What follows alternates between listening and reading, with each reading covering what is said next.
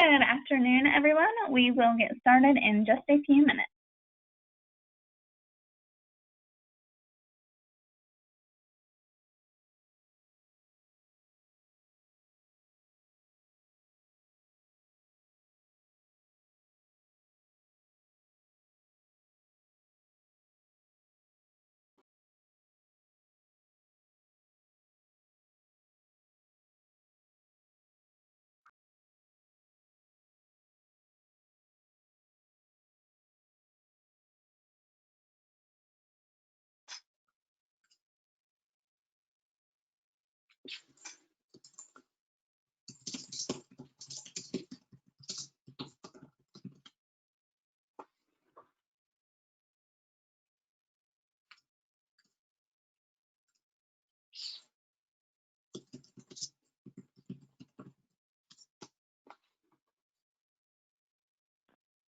Good afternoon, everyone. I'm Amy Fonso from the Association of Food and Drug Officials, and we would like to thank you for joining us for the Active Professional Development Series.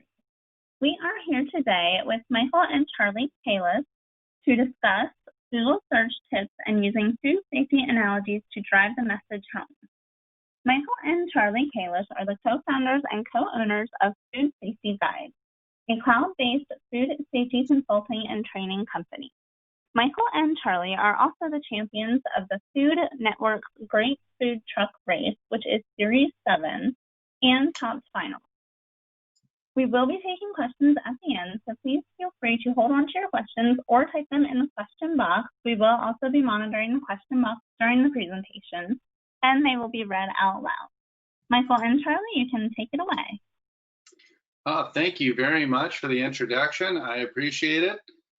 This is Charlie Kalis. I always have to say who I am because Michael and I sound exactly the same. We're identical twins.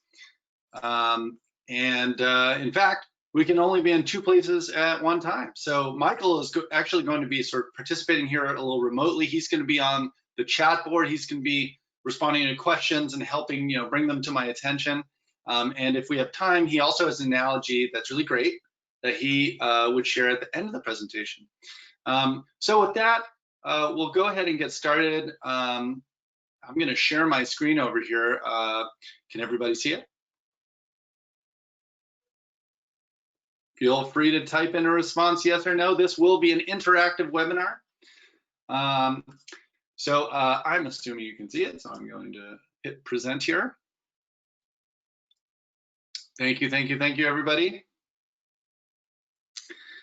All right. Now, this is here Michael Kalis, my identical twin brother, on the left, and I, Charlie Kalis, and I'm on the right. And together we are co-founders of Food Safety Guides. It's a food safety quality consulting and training firm, and we do lots of training. And this webinar is sort of a byproduct of that. As Amy mentioned, we have appeared on Food Network. We appeared on Chopped. We got to the finals, but I undercooked the pork chops. I know what you're thinking. Don't worry, nobody ate it. Nobody got sick, but we did lose the finals. So I'm sorry about that, Michael. I like to say that I've never seen a $10,000 pork chop before, but that was a moment where I did. Yeah, it was. We lost $10,000. Well, we didn't lose it. We just didn't win it. But we did, however, redeem ourselves on the Great Food Truck Race. You can see on the bottom right there, we were the Grilled Cheese All-Stars. I'm on the left, Michael's on the right. Oh, I should have made that a poll question, but together with our friend Bryce, we won $50,000, or the equivalent of a couple months' rent for San Francisco. But we had a really great time. If you guys want to watch us on these shows, totally recommend it. You can watch it on Amazon, and I think other platforms offer it too, and they're hilarious. All right, with that, I want to bring you to the first part of our presentation, which is on Google search operators. If you've ever looked for food safety resources online, chances are you use Google search. And the Google search bar looks like this, and it's a little bit daunting because it's so powerful and there's so many things that you can find. It's actually hard to find what you actually are looking for. And so that's where Google search operators come in handy. Let's say, for example, that I'm a dairy processor and I want to know hazards associated with cheese. So I could write my HACCP plan or food safety plan to comply with whatever regulations apply to me. Okay. So if you type this in, how many results do you think you get? Anybody want to guess? Oh, somebody said 12, somebody said 1,000, hundreds. The answer, 6.9 million, right? So how sophisticated are people generally in their Google searches where they can lower that number to something that they can actually manage? And thank you, Louisa, 1 trillion. I thought that was actually really great number. So yeah, it's close to 1 trillion, right? So how do we deal with this? How do we improve our Google search so that we can refine our search results to the things that are most relevant for us? Well, we can do it by adding more words. So here we just said cheese and listeria because somebody tipped us off that listeria is associated with cheese. Well, we cut out about 5 point something million results, but we still have 930,000, which is not really useful. We got some results here from foodsafety.gov. That could be useful. We saw food safety news, and chances are we'll get a ton of different websites that have nothing to do with government or academia, and it's just a lot of fluff, because the way that Google's search algorithm works is it doesn't just look for search results that contain the word cheese or listeria. It looks for things that are related to that. So somewhere in these 930,000 results are recipes for cheese enchiladas or something like that. We don't need those. So what we can do is we can put quotation marks around our search terms. Thank you, Mary. I saw that you mentioned some search operators, and we're going to get to those.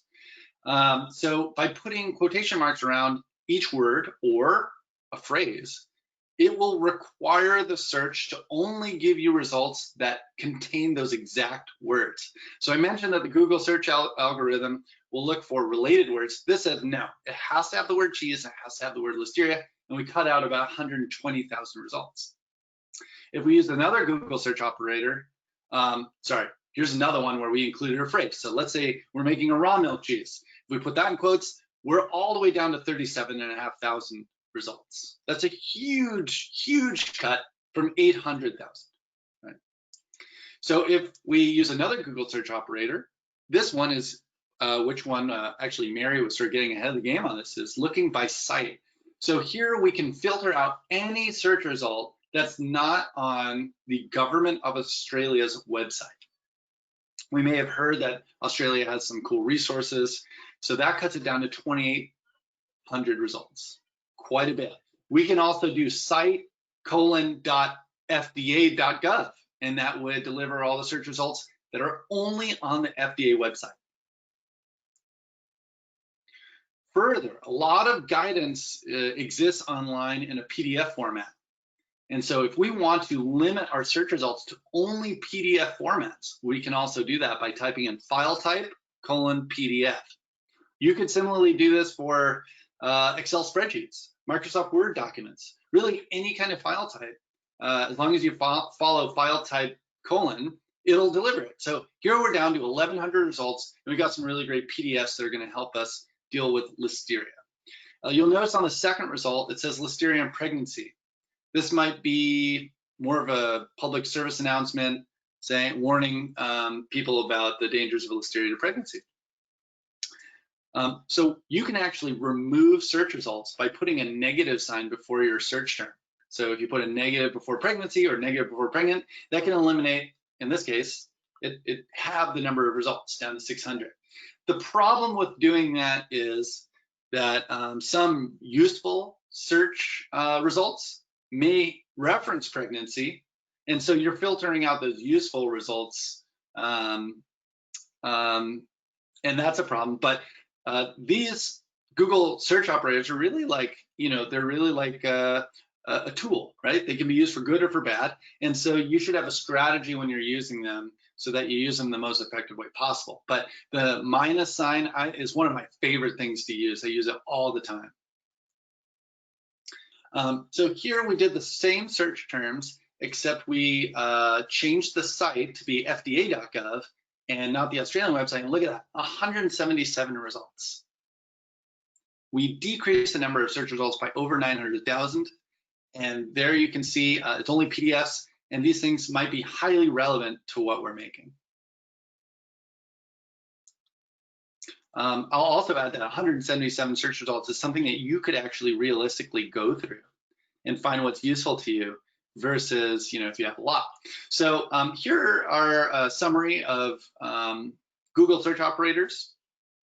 So if you want to match a certain phrase or a word or remove search results, there's the quotation marks and the negative sign. Here are some domains that you can search. So I mentioned fda.gov, gov.au for Australia, but you can also search educational institutions. So is anybody out there familiar with Google Scholar? Google Scholar is similar to a built-in search operator that helps you search for academic journal articles, things that are going to have an edu ending. So you can search by educational institutions by edu, or if it's, let's say, for example, you're searching the Harvard website, you might do site.harvard.edu and it'll only search that institution. So I know that the University of Nebraska has really good allergen resources. If I wanted to really search theirs, I can go to the website, but I could also do a dot, whatever the ending of their website is, .edu, and I could search their website too. So PDFs, I mentioned PowerPoints are really great. If you want to find PowerPoints that have been used by FDA or other state agencies, really great. You can find all kinds of great guidance. And so here's just a little key that shows you where certain site endings might be most useful. So if you're looking for recall data, you might look at cdc.gov. Sorry, that would be for outbreak data, but for recall data, fda.gov.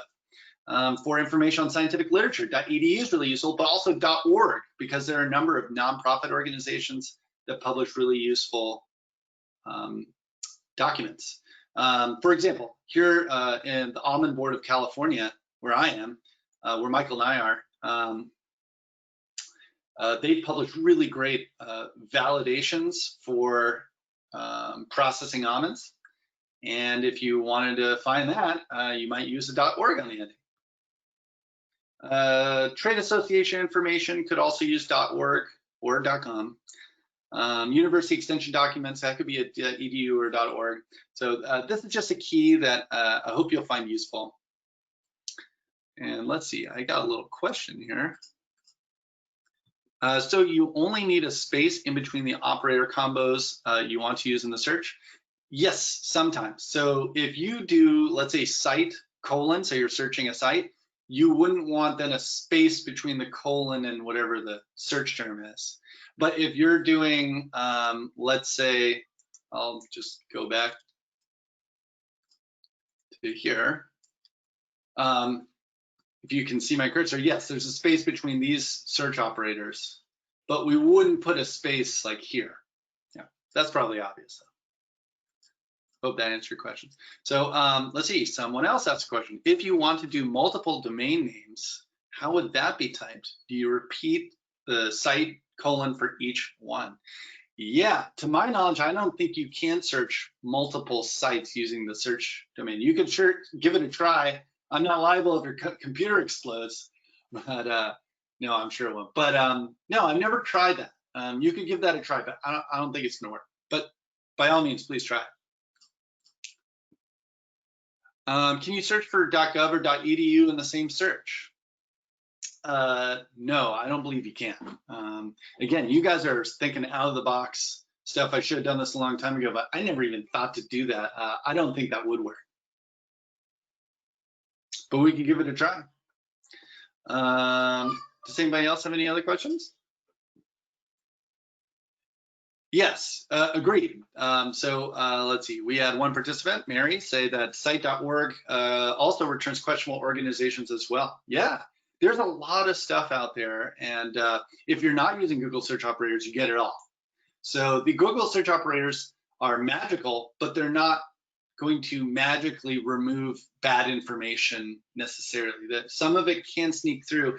And so developing a familiarity with these Google search operators, getting used to using them, and finding out when they work well versus when they don't work well, it really requires a little bit of experimentation, but before long, you guys can really use it effectively. And thank you, Crystal. She just tried doing multiple domain names and she said it didn't work. So there you have it. Thank you, everybody. That concludes the Google search operator portion of this presentation. And it was really only meant to be about 15 minutes. So I think we nailed it. Does anybody else have any questions? No? Okay. Well, to just give you guys, before I get into the analogy section, I thought I would actually, on here, I have it, a Google search set up. So what I'd like to do is do a very quick Google search to show you how the Google operators work in real time. So does somebody have a particular food or food category or something that they may want to look for hazards for? Cold pressed coffee. All right, well, let's just start with coffee, okay? Or we can say cold pressed coffee. So if we do cold pressed coffee, we got 326 million results. Okay, so go hazards. Why don't I say food safety hazards? All right, we're down to 9 million results. I got nationalcoffee.blog, medium.com. Okay, well, we'll probably want to use some quotation marks around cold press and coffee. Why don't I put them around cold press and then around coffee, because sometimes they may not go together. And let's say food safety hazards. Let's leave that in there, and we'll do a site. What website do you guys think we should look at?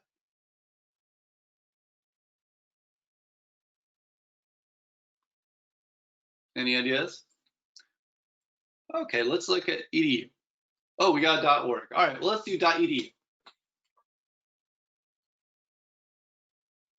Let's see. We're getting coffee berry. Do you think we want coffee berry? I don't want coffee berry. I'm going to use the negative sign. I'm down to 334 results. That's pretty manageable. Will we find something useful? Why am I getting the Art Studio Safety Manual from St. Louis Community College?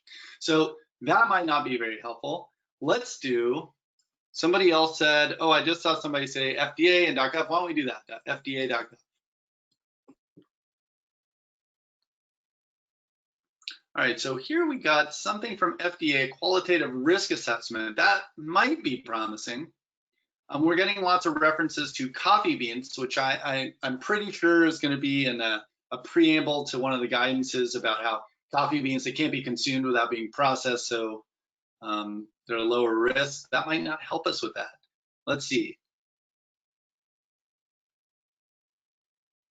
You know, it's possible that I saw something about coffee infusions, but I saw something that it's possible that cold pressed coffee is a new trend, and there may not be a lot of search results for that. But we might also say cold pressed. We might also look at .org. And so this can, oh, here's an example where this delivered no search results whatsoever. So that happens every once in a while. So it's a little bit like, you know, a forensics goose chase. Where that's also FDA.org. And if you do find something under FDA.org, maybe suspicious. Thank you, Michael.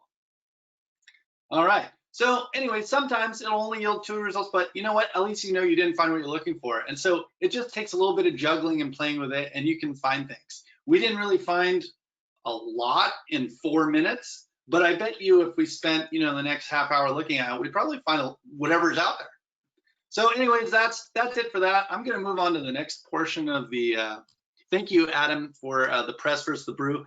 Those are great ideas. And I think if we all worked as a team on this, I bet you we could find really good stuff within an hour, which is saying a lot. I think that's good.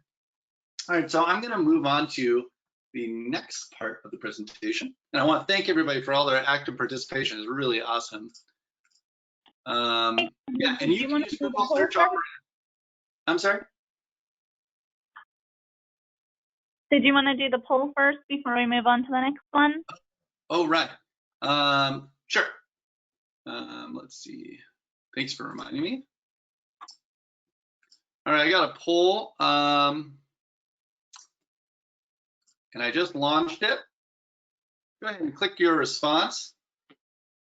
And while you're doing it, I also want to mention thank you, Kanisha, for pointing out that you can use Google search operators within Google Scholar. So if you do use that, you can still use it. And also if you use PubMed or Athens or any of that stuff to find journal articles, you can search by those websites too.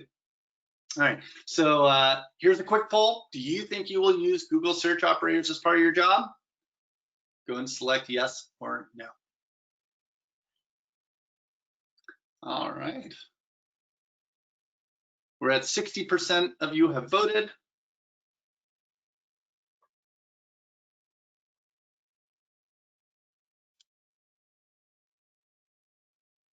All right, we're sort of hovering around 64%, so I'm going to accept that.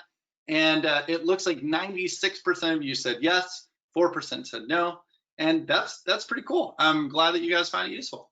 All right, so I'm going to close the poll, and I'm going to move on into part 2, which is using analogies or food safety analogies to drive the message home. So when we're doing our food safety trainings, sometimes we just get that blank look. You know, people hit a wall, they just don't get it. And we need to use some other way to communicate what we're trying to communicate. And analogies are something that we all often turn to. And so I thought it would be really great to spend part of this webinar talking about analogies that we've used that have worked. And also as a call to action for the AFDO community to come together and maybe put together a resource document that has a lot of analogies and activities that work for you guys out in the field that we can then share with membership. So when we're doing our trainings, we can just pull from everyone else. Let's see. Oh, there we go.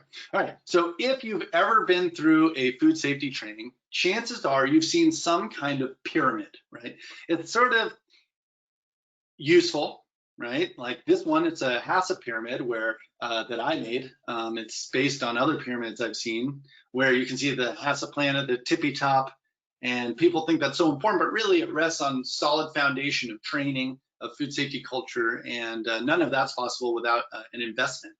So this is a great visual way of communicating big concepts, and sometimes it's a little sad when a food safety training sort of limits itself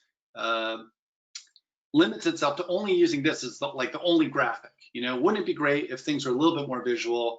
If we could have more relating to what we can see or understand in different terms. So here's one from ICMSF that my colleague Cara Baldus shared with me. She's over at Hydrate, so I want to thank her for that. And this is another really great graphic about distinguishing between what a hazard is and what a risk is, because there's a trend in our trainings that a lot of people have trouble distinguishing between the two. So this is naturally something that everybody can understand. It's quick, it's easy, and it communicates something that you might otherwise spend, 15 minutes maybe even trying to explain. So I'm going to go through a few different analogies with you. They're the ones that I've highlighted up there. So I'm going to go over mostly HACCP analogies today. So one of them is a universe of hazards. Another one is a doctor visit. And then if we have time at the end of the presentation, Michael has a good banking one. There are a couple other analogies, so I want to thank Cara Baldus again, and also Joe Meyer from Cary for sending these to me. I put out on LinkedIn like, hey, you guys know, I sent out to all my colleagues and I say, hey, you guys know any good analogies? And these were two of my favorite ones that were just very simple that I got. And one of them is for finished product testing. So there's a deck of cards. The ace of diamonds, for example, is going to be Listeria monocytogenes. You have groups shuffle the cards, and whoever finds the ace of diamonds finds Listeria, and they win because it's like a pathogen a Listeria environmental monitoring program. That can be a really great way of getting people engaged and using it as a way to talk about a 2% contamination rate and the effectiveness of product testing. So some people might find the ace of diamonds in 2 tries. Other people might take a long time or might not find it at all. And so that can be a really great common sense way of exploring finished product testing with a group that has maybe never done it before. Or maybe who has but didn't really understand what they were doing. Another really simple analogy is when talking about spores or spore formers versus vegetative pathogens or vegetative bacteria. Joe Meyer used this. I actually use the same thing in a lot of my trainings, referring to spores like seeds. You know, a seed can be just sit on your desk for a really long time. It won't grow, but if you give it favorable conditions, like you put it in potting soil, you give it some water, you give it some nutrients, that seed is probably going to grow. And that's how similar to how spore formers work. So that's just a very simple analogy everybody can use. So I'm going to go a little bit more deep dive into a few analogies that Michael and I came up with. And then what we'll finish with is a Q&A. And also, I'd love it if you guys should share some analogies that work for you. So the first one we call the universe of hazards. And Michael actually pointed out that this is a term used by FDA in response 93 to the Preventive Controls for Human Food Rule preamble. So if you look at that sentence where the highlighted text is, it says, to conduct its hazard analysis, a facility starts by first narrowing down the universe of all potential hazards to those that are known or reasonably foreseeable for each type of food. All right, so I like this. And so I built an analogy around it with Michael. And what I like to do when I do my analogies is start with definitions, because these can be useful or they can be perplexing. And if they're perplexing, then the analogy is going to clear that up. Some people might like to do it after, whatever works for you. So a hazard, I don't need to tell you guys this, but I'm just going to sort of do it because I'm modeling the activity. So a hazard, biological, chemical, or physical agent that's reasonably likely to cause illness or injury in the absence of control. That's the H in the top right HACCP there. Hazard analysis, the process of collecting and evaluating information on hazards, to decide which are significant and must be addressed in the HACCP plan. Okay. Here we have a little bit of an elaboration on hazard analysis by NACMCF from their seminal HACCP document. And it talks about hazards being reasonably likely. So those are the ones that you have to consider in hazard analysis. Now, this is kind of like technical jargon. It can be a little bit confusing to people. So to try to expand on this and make it more relatable, we use the universe of hazards analogy. So within the universe of hazards, or actually, let me start with the universe itself. So the universe of hazards is all hazards that could ever happen. Okay, so if a comet came out of the sky and exploded in a field nearby, spraying radioactive rocks that get into our air intake and then contaminates the food, is that a hazard? You bet it is. But is it a known or reasonably foreseeable hazard? No, it's not. It's just something that's in the universe of hazards that could go wrong. Other hazards that people often think about are, well, what if I don't wash my hands? Or what if somebody doesn't wash their hands and gets the food sick?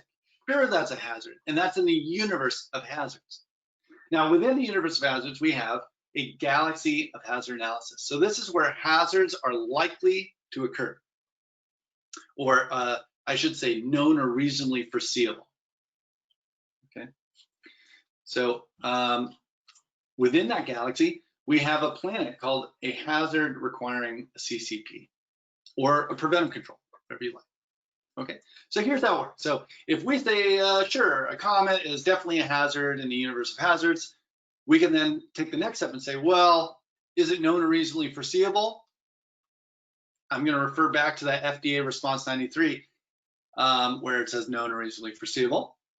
And no, the answer is no, it's definitely not, right? So we're not even going to consider it in our hazard analysis because it's so remote, it's not even known or reasonably foreseeable. So we're actually not expected to consider that in our hazard analysis. So it stays out there in the universe, but never makes it into the galaxy.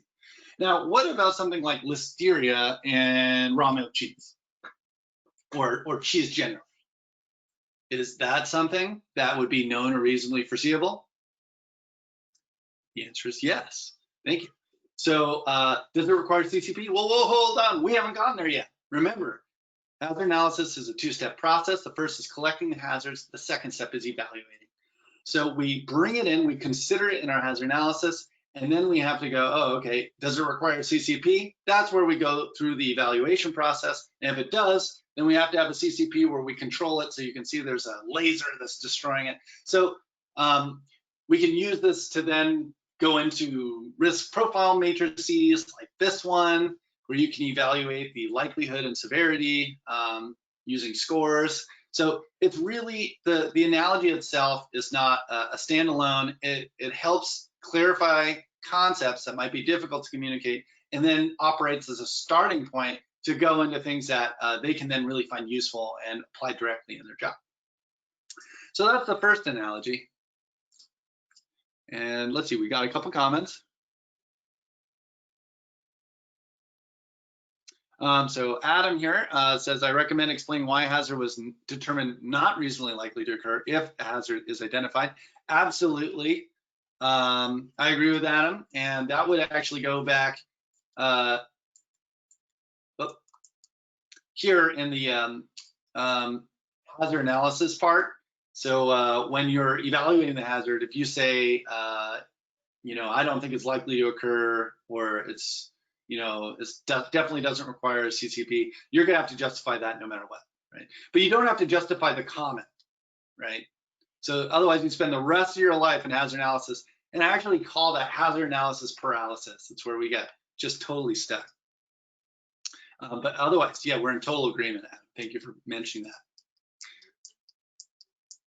And feel free, you guys can use this analogy and change it however you like too, for whatever works best for you. So I'm gonna take us to the next analogy, one that I really like. I've had a lot of success with in my trainings, and I've actually, I now incorporate it in all my PCQI trainings as a supplementary, you know, set of slides to help explain, you know, 7 principles of HACCP, but also how preventive controls. I also used it in a HACCP refresher course. So when we ask people what HACCP is, well, technically it stands for Hazard Analysis Critical Control Point. But if somebody's never learned HACCP before, and they don't know anything about it, Hazard Analysis Critical Control Point is not self-explanatory. Right? So we might add on, oh, well, it's a systematic approach to the identification, evaluation, control through safety hazards. That's probably still going to get some blank faces. So what I like to do is use an analogy like this one. So I go to the doctor. The doctor says, I'm in bad health. And she cites a study that says, if I eat more fruit and vegetables, that I will become healthier over time. And it's so important that I do that, that she says, I have to record how many servings of fruit and veggies I eat at every meal. Okay?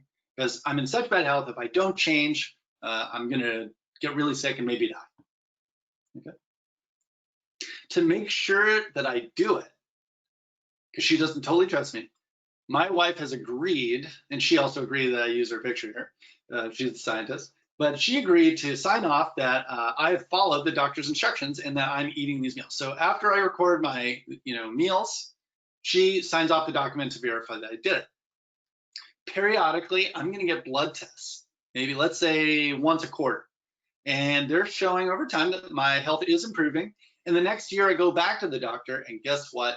I'm in great health. I think we'd all agree that these are all things that anybody can relate to, right? And that's one of the goals of the analogies. Now, how do we relate this back to HACCP? I think that some people feel like doing an analogy that isn't food safety related, it can distract from what we're trying to do. Analogies should be food safety related because that's what we're talking about.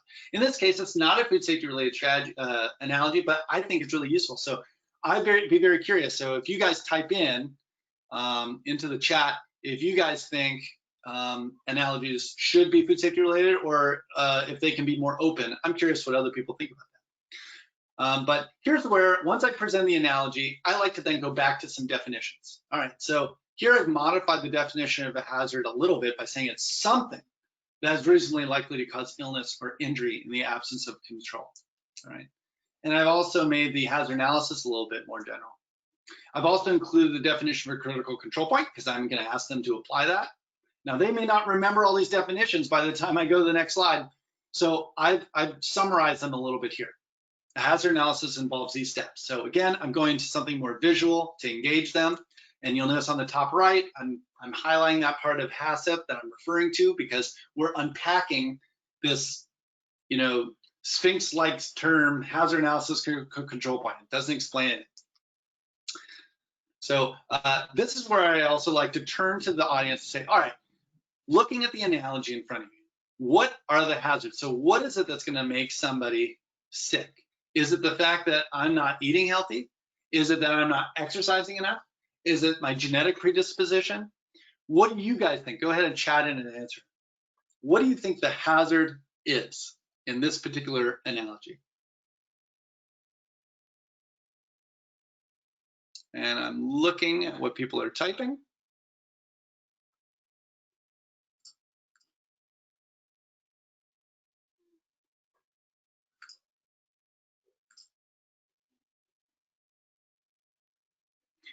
All right, I'm getting some good comments though about how some people don't think that it has to be food safety related analogies.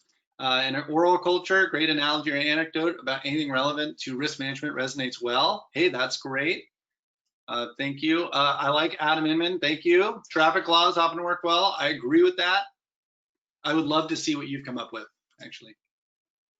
Okay, so one person responded that the hazard here is the diet. All right. Somebody else said the eating, which I guess that's like that, diet. Somebody else said morbidities. Another person said genetic disposition. Another said unhealthy eating habits. So those are all great answers. Now, let's go back, drill back into that definition of a hazard. It's that agent that actually makes the person sick. So my unhealthy eating habit is the conditions that leads to me getting sick, right? Let's see, it depends on how you relate back. Somebody says it's the food itself that's making me sick. Well, let's see.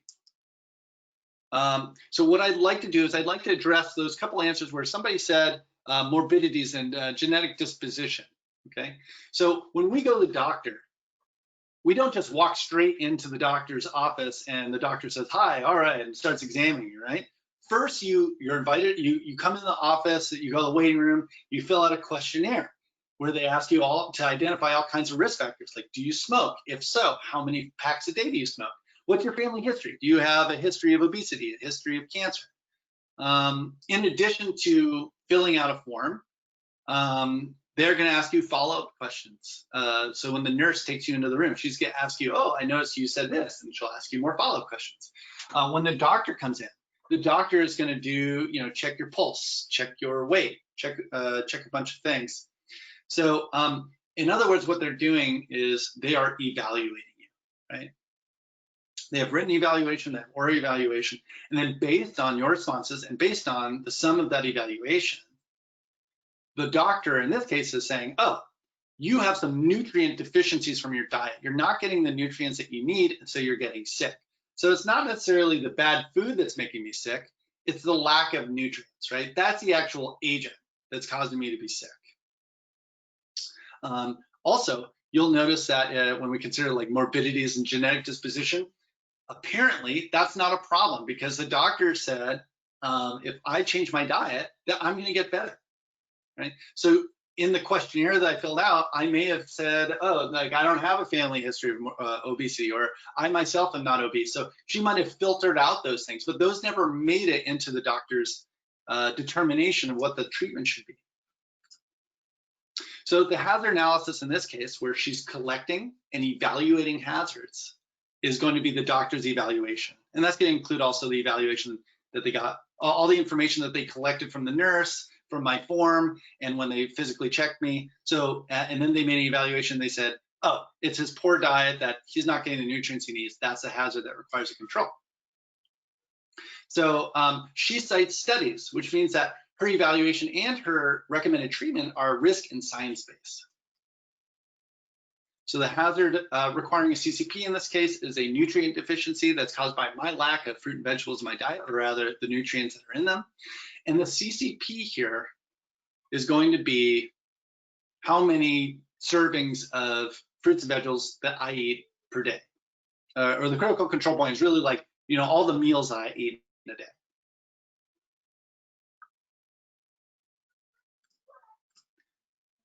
Let's see. I'm looking at some questions. Yeah, okay. Yeah, some people said cholesterol, sugar, fat. So yeah, I guess too much cholesterol could make you sick. So that could also be an agent. It could also be the absence of whatever nutrients that are in the veggies. So I'm going to keep going. All right. So great responses. So okay. So here we've gone through those first steps of the analogy. We've gone through hazard analysis, hazard requiring CCP, the CCP. So we've covered the two first principles of HACCP, right? Conduct a hazard analysis, determine the CCP. So the next step is to establish a critical limit. Now I went online and I found that with a 2,000 calorie diet, we're required to have a minimum of 4 servings of fruit per day and 5 servings of vegetables per day. So that could be our critical limit. So every day I have to eat 4 servings of fruit and 5 servings of vegetables. And so that has to be, everything has to sum up to that every day. So that can be my critical limit. So if I don't eat that many servings, what does that mean? That means that I won't get better. The hazard is not under control. All right, the next principle of HACCP is to establish monitoring procedures. Here's the definition of monitoring. You guys are all familiar with it, but to conduct a planned sequence of observations or measurements to assess whether a CCP is under control and to produce an accurate record for use and verification. Well, if I look here at my analogy, where do you guys see monitoring? Where is monitoring taking place?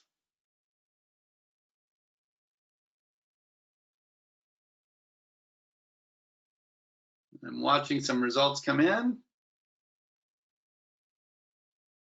Some people said the records. Some people said the blood tests. Somebody said the activity my wife is engaged in, that she's doing monitoring. So this is really great because this is where we get into a crucial distinction between monitoring and verification. So I'm going to keep going here. So to monitor, remember, conduct a planned sequence of observation. So when I'm recording the number of servings I have at every meal, am I doing a planned sequence of observations? You bet, right? Because I know I'm going to eat 3 meals a day at least, and I'm going to record the number of servings at each of those meals, right? Am I producing an accurate record for future use and verification? Hopefully I am, right? I am creating a record that my wife is going to review. Is it going to be an accurate record? Well, I guess I could lie. And that's where we get into corrective actions, where we have a system breakdown. But we're going to assume that, yeah, like I'm going to be really honest about this because I want to get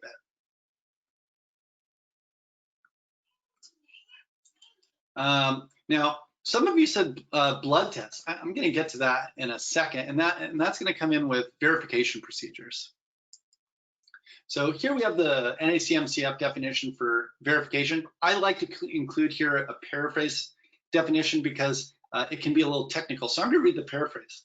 A HACCP plan is just what you plan to do. So I plan to eat more fruit and vegetables in my diet, but does that mean I'm going to do it? No, it doesn't. And that's why verification is so important. That's why I need my wife to help me verify that I'm eating the fruits and veggies, and I need to do blood tests and go back to the doctor. So verification is really broken up into 2 things. 1, are you carrying out your plan as intended? And 2, and this is more validation, but is the plan that you have valid in the first place? So if we look here at the analogy, my wife is reviewing what I wrote down and signing off. So she's verifying that I'm recording it and that I'm doing it. The blood tests are, in a way, verification, because if I'm secretly not eating the fruits and vegetables, I'm eating French fries, won't that show in my blood tests that I'm not doing what I'm supposed to be doing, or I'm not executing my plan as intended? Yeah, I would say that that does fall under verification. Over time, the blood tests will provide evidence that if I am improving over time, that this plan is actually valid. So the blood test can operate as verification, and it can also operate as evidence used for validation. And the annual checkup that shows that I'm in good health, is that verification or validation? What do you guys think?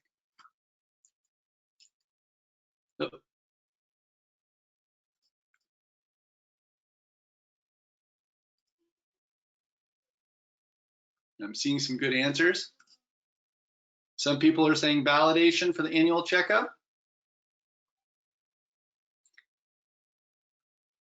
I see verification, I see monitoring. So monitoring, well, remember what the CCP is, right? The CCP is, my meals. And the critical limit is I have to eat 4 servings of fruit and 5 servings of vegetables every day. So so my monitoring is making sure that I'm eating that. Verifying is making sure I'm doing it right. So I wouldn't say the annual checkup is monitoring. The monitoring is actually this form over here. The annual checkup could be verification and validation. In a way, it's verifying that, yeah, obviously since I'm getting better, I'm actually doing what I'm supposed to be doing.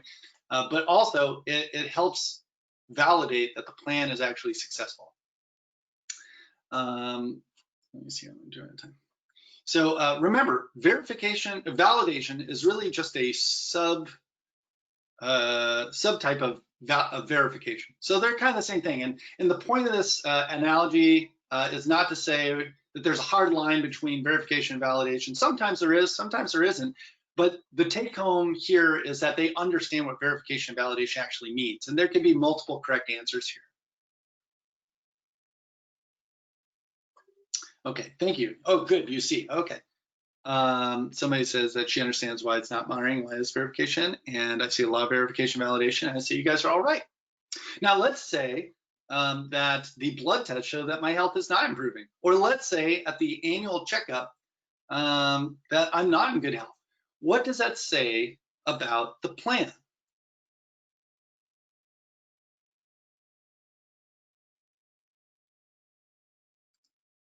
All right, Megan says it needs to be reevaluated. Caleb says that the plan is inadequate.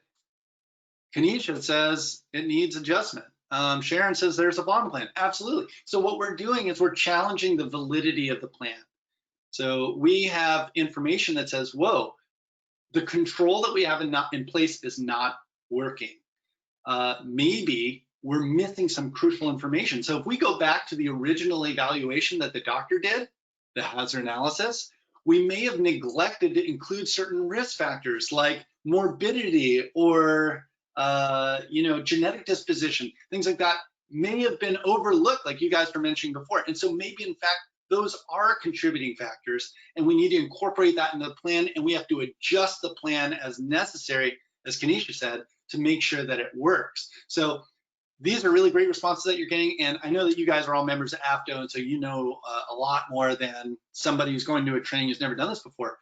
But I've seen the success in my trainings where I have people who are not familiar with HACCP coming up with similar answers. So I think that this helps validate that this is a really good analogy. So this can be a point where you can then go into validation and discuss that. I'm not going to go in it because we already kind of talked about it.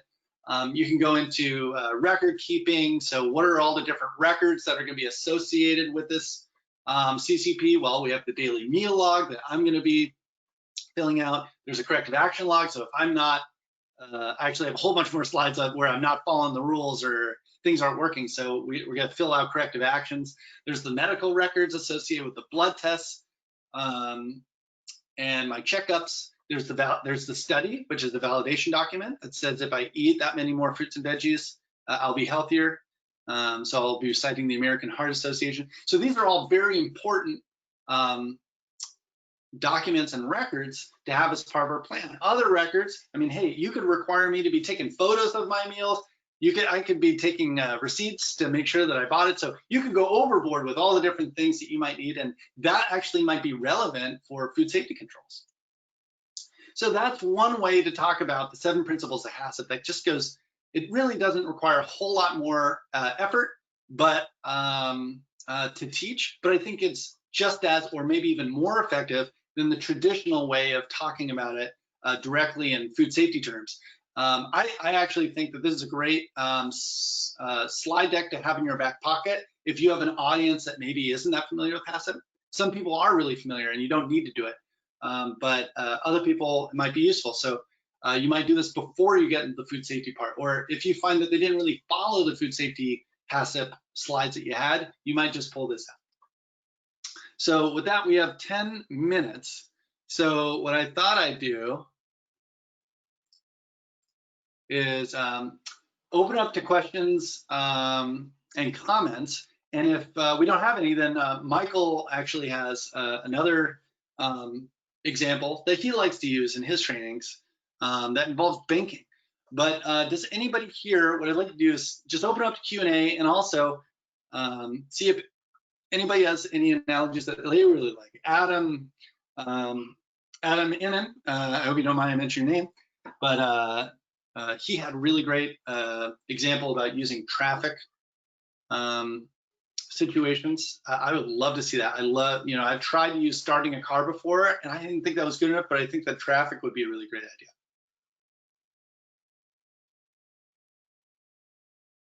All right. Thank you, Charlie. All right, Michael, I can go through those slides for you if you like. Let's see. Is it possible to share it with me? I think because so. I'm going to be moving pretty quickly. Okay, here. I think I just did it. Let's see. Oh. Let's see.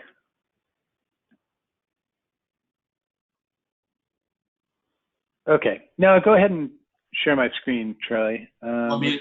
I'm going to, yeah. Okay. Okay. I'm gonna. I got it. Okay. And then I think you'll feel me on the speed here, so you can just sort of flip through as I go. Right. So I know that everybody in a food facility cares about their check at the end of the day. If not, I mean, maybe there are people out there in food facilities that are just doing it for, hey, they just want to do it. They don't care about the money. But most people in this world work in food facilities so that they can pay their rent and put food on the table.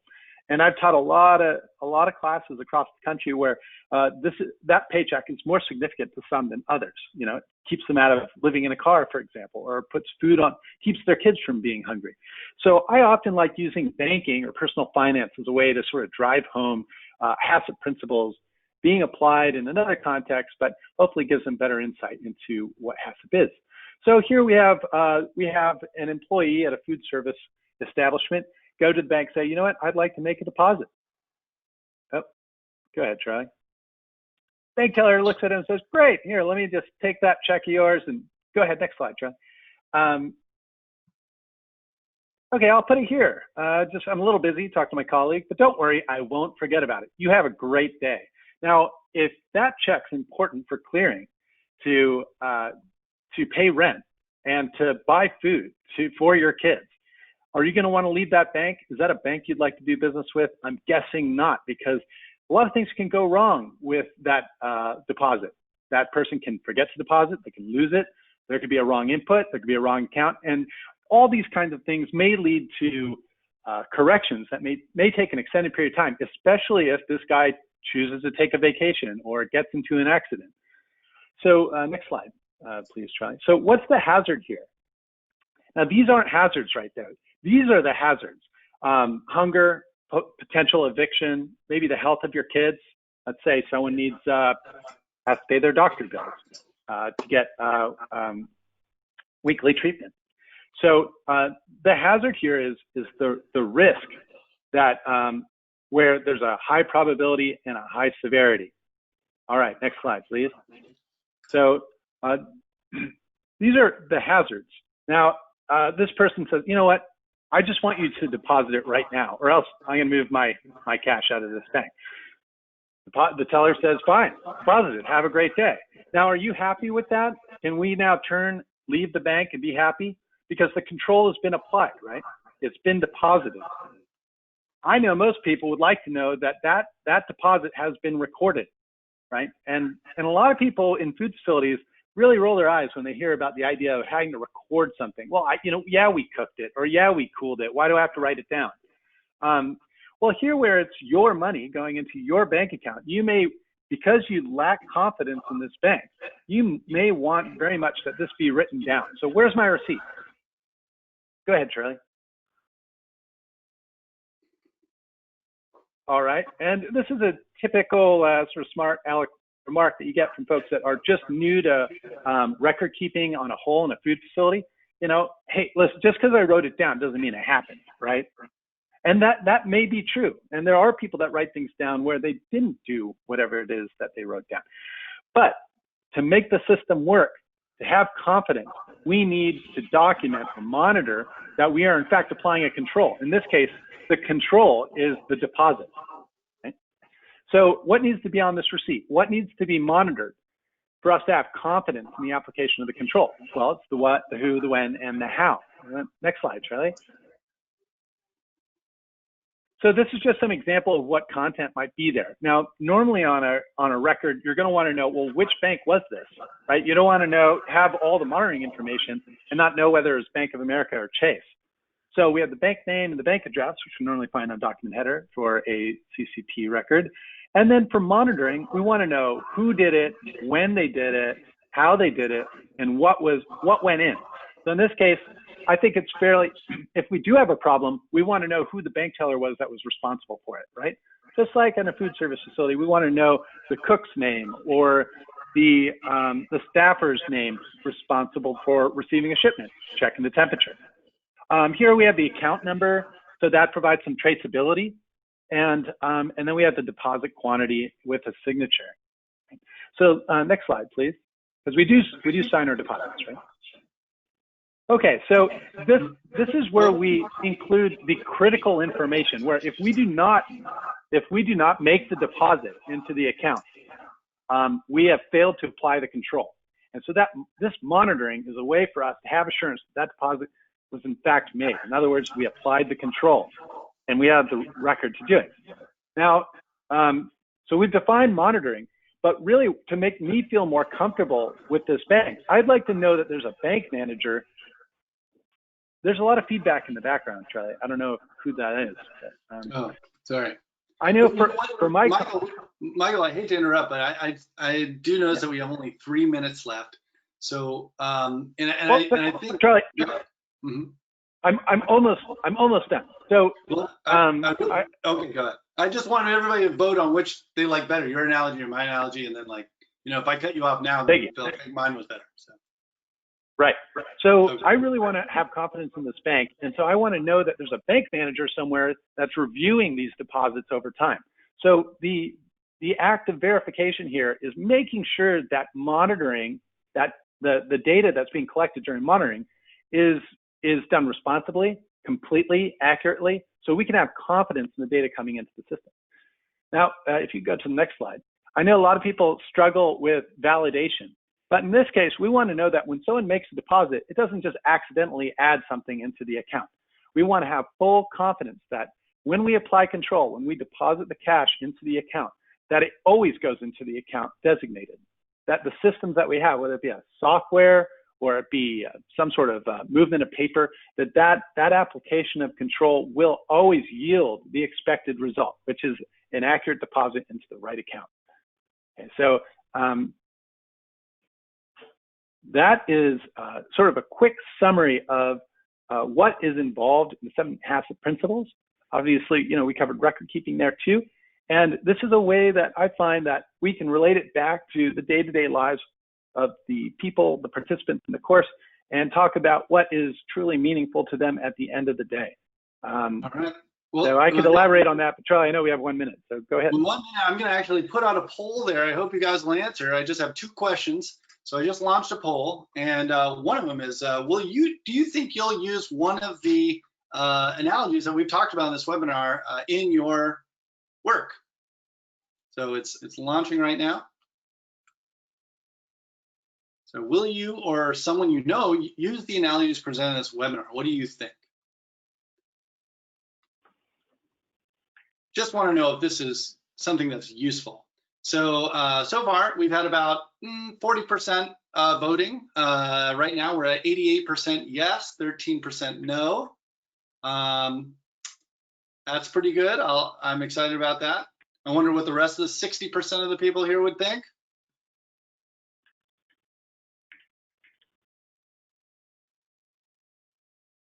All right, so we're hovering around 45%, and you know what, 89% yes, I'll take that. I think that sounds great.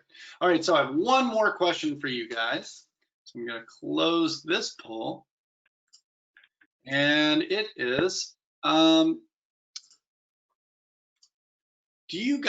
would you find it useful if AFDO shared a resource sheet where we crowdsource from the APTO community analogies for teaching various food safety concepts that have been tested and worked really well out in the field. And that's something that we could share with everybody to help people, you know, in their trainings. So one answer is absolutely, the other one is no, definitely not. Who would be interested in a resource sheet? So if there's a high number of people who would be interested, we might get together on developing something like that. It looks like the poll closed, so go ahead and type your answer in the question box and we can document your answer there. You know what I did? I hit launch it and then I didn't see it and it had a delay, and so I hit it again by accident. No problem. People can just answer in the question box. Go ahead. All right, we're getting some good results. All right, well, good to hear. Then what we'll do is we'll talk about it with some people at APTO in the APTO office and see if we can put something together that we can share with everybody. It's 12:01, so I just want to say thank you on behalf of Michael and me and APTO. Thank you so much for participating and helping make this webinar so interactive and engaging. And I hope you found it useful. So thank you so much. Michael, anything else you want to add? I do want to confirm whether or not this will be made available online. I'm actually unsure about that. Is there someone that could? That is actually completely up to you guys. If you guys would like this to be available, it will absolutely be available. If you do not want this to be available, then it will not. Okay. Yeah, I think it'd be fine to make it available. Charlie? Yeah, I think it'd be fine. So we'll share this with APTO as a PDF, and we'll share it so you don't have to use a Google search operator to find it. And the recording will be available on the APTO Professional Development webpage next week. All right, wonderful. Thanks, everybody. Thanks, everybody. Thank you, Michael and Charlie, for doing this presentation. I think the feedback speaks for itself, that you did a fantastic job, and APTO really appreciates it. So we hope you and the attendees have a great weekend and rest of your day. Thank you. Thank you.